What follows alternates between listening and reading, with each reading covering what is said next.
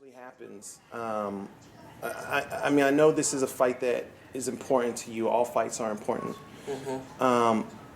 But how important is this fight? Like, is there any way you can put it into words exactly how important this is? Sure, because I've been asked that question a lot. I'm gonna keep it really brief. A lot of people, when they talk about Shawn Porter, they talk about Keith Thurman, they talk about Paulie Malignaggi, they talk about Adrian Brown. Those are probably the three fights that people, whenever I see them, those are the three fights they're always talking about.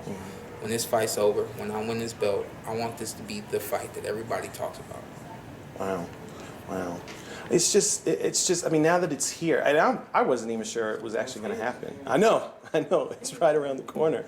But even before the fight, actually, I mean, you were very adamant about getting this fight. Yeah. I mean, even when you showed up to his fight when he fought Brandon Rios, before you got in the ring and went at it with him, you went at it with Keith Thurman a little bit. Yeah. But it seemed like you had already in your mind that you wanted Danny Garcia. I had in my mind that I wanted Danny.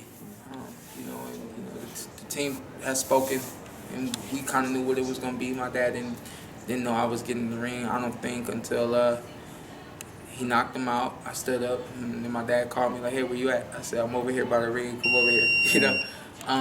I was really adamant about getting this fight with him. I just think that, when you talk about if somebody looks at themselves and say, "What's going to make me great?" Obviously, in boxing, we have to look at who we fight to become great. And I just looked at Danny, and I was like, "That's the one." Will it satisfy you?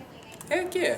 Well, I only asked just because I know originally you wanted the rematch with Keith Thurman.